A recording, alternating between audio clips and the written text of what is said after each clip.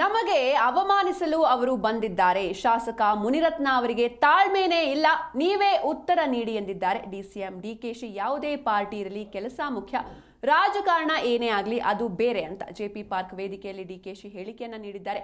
ಜನಪ್ರತಿನಿಧಿಗಳಿಗೆ ಗೌರವ ಕೊಡೋದು ಗೊತ್ತಿದೆ, ಇದರ ಬಗ್ಗೆ ನೀವೇ ತೀರ್ಮಾನ ಮಾಡಬೇಕು. ಇಂತಹ ಜನಪ್ರತಿನಿಧಿ ಬೇಕಾ ಬೇಡವಾ ಅಂತ ನೀವೇ ಡಿಸೈಡ್ ಮಾಡಿ ಅಂತ ಜೆಪಿ ಪಾರ್ಕ್ ವೇದಿಕೆಯಲ್ಲಿ ಡಿಕೆಶಿ ಹೇಳಿಕೆಯನ್ನ ನೀಡಿದ್ದಾರೆ.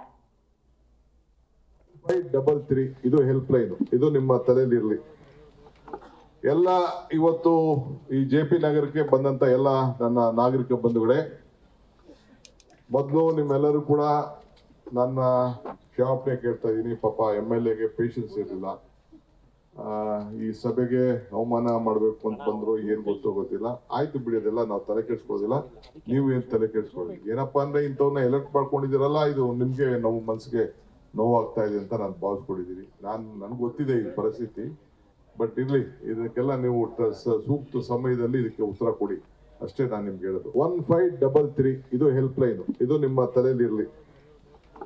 ಎಲ್ಲ ಇವತ್ತು ಈ ಜೆಪಿ ನಗರಕ್ಕೆ ಬಂದಂತ ಎಲ್ಲ ನನ್ನ ನಾಗರಿಕ ಬಂಧುಗಳೇ, ಮೊದಲು ನಿಮ್ಮೆಲ್ಲರೂ ಕೂಡ ನನ್ನ ಕ್ಷಮಾಪಣೆ ಕೇಳ್ತಾ ಇದ್ದೀನಿ. ಪಾಪ MLAಗೆ ಪೇಷನ್ಸ್ ಇರಲಿಲ್ಲ, ಈ ಸಭೆಗೆ ಅವಮಾನ ಮಾಡಬೇಕು ಅಂತ ಬಂದ್ರು, ಏನ್ ಗೊತ್ತಿಲ್ಲ. ಆಯ್ತು ಬಿಡಿ, ಅದೆಲ್ಲ ನಾವು ತಲೆ ಕೆಡ್ಸ್ಕೊಳ್ಳೋದಿಲ್ಲ, ನೀವು ಏನ್ ತಲೆ ಕೆಡ್ಸ್ಕೊಳ್ಳಿ. ಏನಪ್ಪಾ ಅಂದ್ರೆ ಇಂಥವ್ನ ಎಲೆಕ್ಟ್ ಮಾಡ್ಕೊಂಡಿದ್ದೀರಲ್ಲ, ಇದು ನಿಮ್ಗೆ ನಾವು ಮನ್ಸಿಗೆ ನೋವಾಗ್ತಾ ಇದೆ ಅಂತ ನಾನು ಭಾವಿಸ್ಕೊಂಡಿದ್ದೀನಿ. ನನ್ಗೆ ಗೊತ್ತಿದೆ ಈ ಪರಿಸ್ಥಿತಿ, ಬಟ್ ಇರ್ಲಿ, ಇದಕ್ಕೆಲ್ಲ ನೀವು ಸೂಕ್ತ ಸಮಯದಲ್ಲಿ